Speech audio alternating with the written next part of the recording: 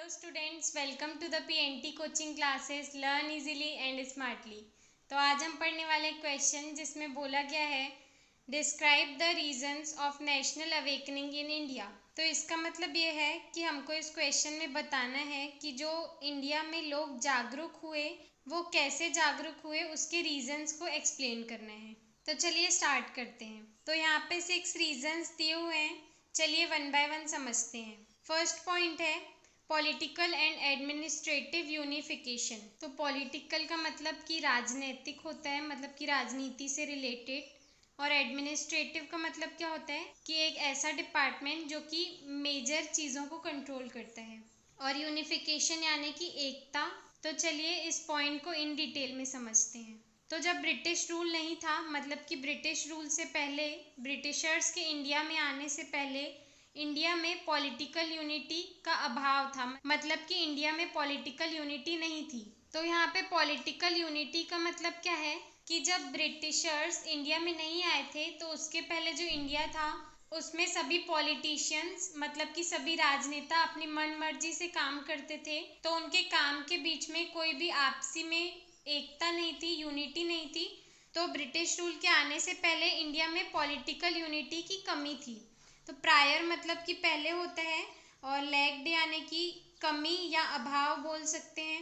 और इंडिया जो था वो स्मॉल स्टेट्स में डिवाइडेड था, मतलब कि वो छोटे छोटे राज्यों में बटा हुआ था ब्रिटिशर्स के आने से पहले। लेकिन ब्रिटिशर्स के आने के बाद का रिजल्ट क्या रहा कि जो पूरी कंट्री थी वो एडमिनिस्ट्रेटिवली और पॉलिटिकली यूनाइट हो गई, मतलब कि जो सारे पॉलिटिशियंस थे वो सभी मिलके आपस में काम करने लगे।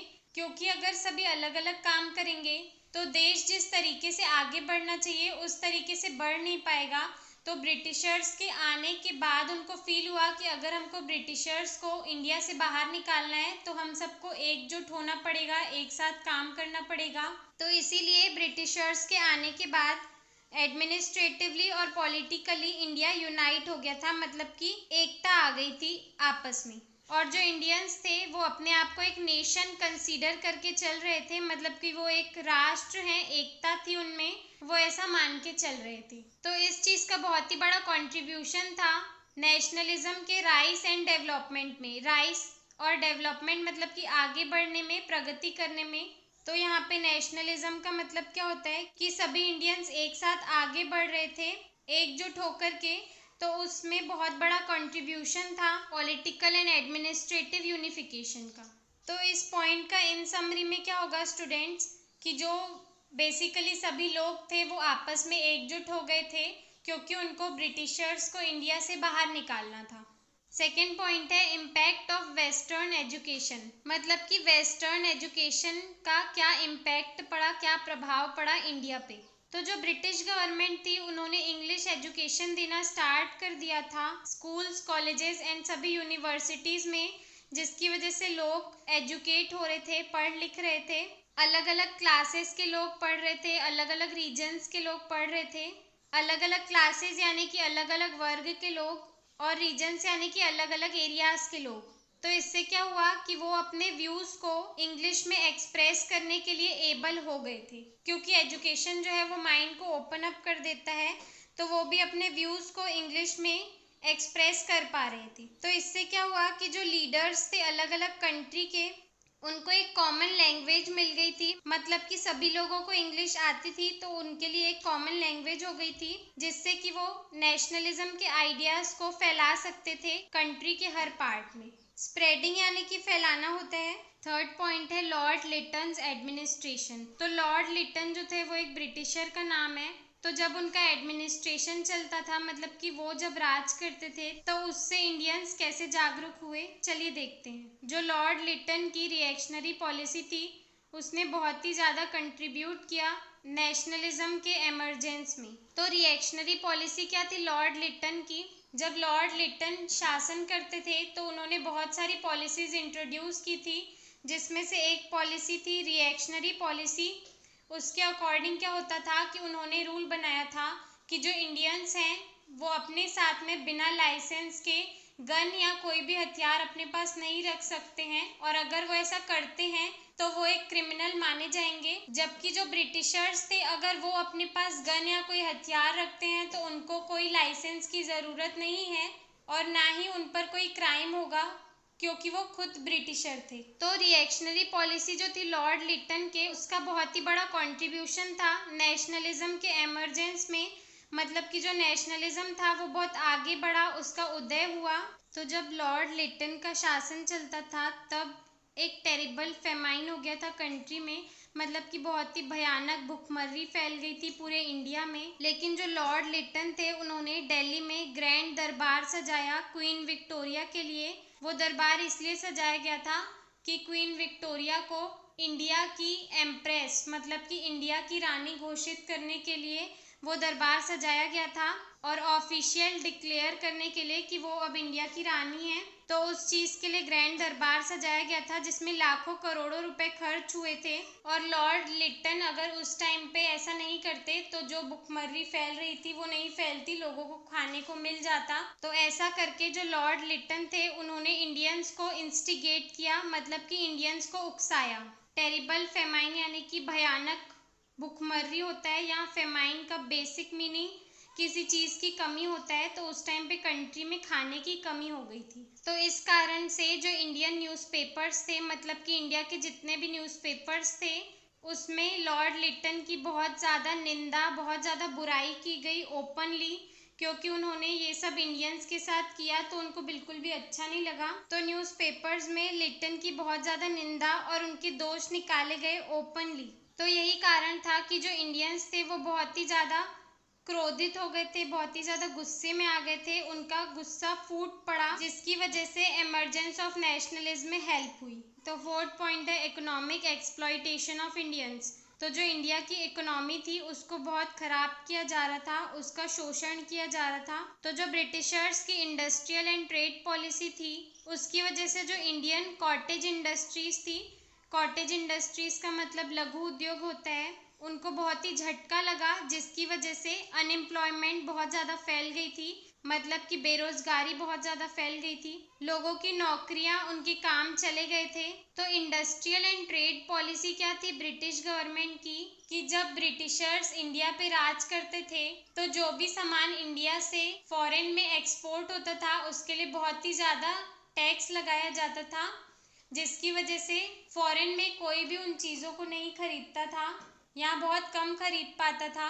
लेकिन वहीं पे जब ब्रिटिश मटेरियल उनकी कंट्री से हमारी कंट्री में आता था तो उस पर बिल्कुल भी टैक्स नहीं लगता था, जिसकी वजह से वो सामान इंडिया में बहुत ज़्यादा बिकता था और ब्रिटिशर्स को बहुत ज़्यादा प्रॉफिट होता था, जिसकी वजह से इंडिया को बहुत लॉस हो रहा था और बहुत ज़्यादा बेरोजगारी फैल गई थी, लोगों के काम चले गए थे। तो इस पॉलिसी को इंडस्ट्रियल एंड ट्रेड पॉलिसी बोला गया है। तो जो ब्रिटिशर्स की इंडस्ट्रियल एंड ट्रेड पॉलिसी थी उसकी वजह से इंडियन कॉटेज इंडस्ट्री को बहुत ही बड़ा झटका लगा था। कॉटेज इंडस्ट्रीज यानी कि जैसे पहले कैसे होता था इंडिया में, कुछ लोग घर में ही काम करते थे और घर में ही कुछ चीज़ें बना के उनको बेचते थे और उनसे पैसे कमाकर अपना जीवन चलाते थे। लेकिन ब्रिटिशर्स की इंडस्ट्रियल और ट्रेड पॉलिसी की वजह से इंडियन कॉटेज इंडस्ट्रीज़ को बहुत ही बड़ा झटका लगा, जिसकी वजह से बहुत ज़्यादा बेरोजगारी फैल गई थी। इकोनॉमिक मिजरी के कारण, मतलब कि इकोनॉमी में प्रॉब्लम आ जाने के कारण जो पीपल थे इंडिया के, वो बहुत ज़्यादा डिससेटिस्फेक्शन से भरे हुए थे, जिसकी वजह से उनमें नेशनल अवेयरनेस आई, राष्ट्रीय जागरूकता आई। फिफ्थ पॉइंट है the policy of discrimination against Indians. Discrimination यानी कि भेदभाव, इंडियंस के खिलाफ भेदभाव की पॉलिसी को इस पॉइंट में डिस्क्राइब किया गया है, जिसकी वजह से इंडिया के लोग जागरूक हो गए थे। सिंस द वेरी बिगनिंग, मतलब कि बहुत ही शुरुआत से जो ब्रिटिश थे वो इंडियंस के अगेंस्ट भेदभाव करते थे, नीची जात और ऊंची जात में डिफरेंस करते थे। तो ये जो इनकी पॉलिसी थी डिस्क्रिमिनेशन की, वो रिवॉल्यूशन ऑफ 1857 के बाद बहुत ज़्यादा बढ़ गई थी। जो ब्रिटिशर्स थे वो इंडियंस से हर जगह मिसबिहेव करते थे, रेलवेज में, क्लब्स में, रोड्स में, होटल्स में, हर जगह ब्रिटिशर्स इंडियंस से मिसबिहेव करते थे, अच्छे से बिहेव नहीं करते थे, जिसकी वजह से इंडियंस में रिवॉल्ट की फीलिंग आ गई थी ब्रिटिशर्स के अगेंस्ट। मतलब कि वो युद्ध चाहते थे ब्रिटिशर्स से, उनको बाहर निकालना चाहते थे, जिसकी वजह से नेशनल अवेयरनेस बढ़ गई। 6th पॉइंट है development of means of communication and transport, मतलब कि कम्युनिकेशन के मीन्स और ट्रांसपोर्ट के मीन्स से जो इंडियंस थे उनमें कैसे अवेयरनेस आई। तो जब ब्रिटिश रूल था उस टाइम पे मीन्स ऑफ कम्युनिकेशन और ट्रांसपोर्ट बहुत ज़्यादा डेवलप हुए। तो मीन्स ऑफ कम्युनिकेशन क्या होता है कि जैसे किसी से भी बात करने के साधन, मीन्स का मतलब होता है साधन, जैसे कि टेलीफोन हो गए एटसेट्रा और भी बहुत सारी चीज़ें। और मीन्स ऑफ ट्रांसपोर्ट यानी कि एक जगह से दूसरे जगह पे जाने के साधन, जैसे कि बस, ट्रेन, ये सब चीज़ें हो गई। वो सब चीज़ें बहुत ज़्यादा डेवलप हो गई। तो इसका रिजल्ट ये रहा कि अलग अलग एरियाज, अलग अलग प्रांतों के लोग आपस में मिलने लगे और आपस में अपने आइडियाज को एक्सचेंज करने लगे। इंडियन लीडर्स भी आपस में बहुत ज़्यादा कनेक्ट कर पा रहे थे और जिसकी वजह से नेशनल अवेयरनेस को स्टैब्लिश करने में, मतलब कि नेशनल अवेयरनेस की स्थापना करने में बहुत ज़्यादा हेल्प हुई। तो ये 6 रीज़न थे जिनकी वजह से इंडियंस में अवेयरनेस आई, जागरूकता आई। तो अब बात करते हैं इसको लर्न करने के लिए शॉर्ट ट्रिक की। तो चलिए देखते हैं। तो बेसिकली स्टूडेंट्स, एक हेडिंग में बहुत सारे वर्ड्स होते हैं, तो उनमें से हम किसी एक कीवर्ड को लेंगे जिससे कि आपको पूरी हेडिंग याद रह जाए। तो सबसे फर्स्ट कीवर्ड है यूनिफिकेशन, सेकेंड है वेस्टर्न एजुकेशन, थर्ड है लॉर्ड लिटन, फोर्थ है इकोनॉमिक एक्सप्लॉइटेशन, फिफ्थ है डिस्क्रिमिनेशन एंड सिक्स्थ है कम्युनिकेशन एंड ट्रांसपोर्ट। तो हम इन सारे वर्ड्स के फर्स्ट लेटर को लेके इनकी शॉर्ट ट्रिक बना रहे हैं। तो ये हो जाएगा UWLEDCT। अब इसको याद कैसे करना है चलिए मैं आपको बताती हूँ। हालांकि स्टूडेंट्स ये थोड़ी सी फनी ट्रिक है, लेकिन आपको इससे आंसर याद जरूर रह जाएगा। तो क्वेश्चन में बोला गया था कि हमको नेशनल अवेकनिंग के रीजंस बताने हैं। नेशनल अवेकनिंग मतलब कि हमको जागरूक करना था, मतलब कि लोगों को जगाना था। उस जगाने के कारण क्या थे? तो बेसिकली स्टूडेंट्स, लोग सोते कब हैं? जब अंधेरा होता है। तो यहाँ पे जगाने की बात की गई है। तो जनरली जगाने के लिए LED बल्ब्स की ज़रूरत होती है, जिससे कि लाइट होती है और नींद खुल जाती है। पर नॉर्मल LED बल्ब यहाँ पे वर्क नहीं करेंगे, तो हम यहाँ पे अल्ट्रा वायलेट LED बल्ब का यूज़ करेंगे, जिससे कि सारी सिटीज़ को जगाया जा सकता है। तो यही चीज़ शॉर्ट ट्रिक में भी है कि अल्ट्रा वायलेट LED को यूज़ करके सिटी को जगाया जा सकता है। यहाँ पे अल्ट्रा वायलेट के लिए UW है, वायलेट के लिए जनरली V होना चाहिए, लेकिन यहाँ पे W है। इतना तो आप लर्न कर ही सकते हैं। और LED बल्ब लगाए थे जगाने के लिए एंड सिटीज़ को, तो उसके लिए CT हो जाएगा। आई होप स्टूडेंट्स आपको ये क्लियर हो गया होगा। अगर आपको हमारी वीडियो से कुछ भी सीखने मिला या नॉलेज मिला तो प्लीज़ हमारे चैनल को सब्सक्राइब कीजिए एंड वीडियो को लाइक ज़रूर करें। आज के लिए इतना ही।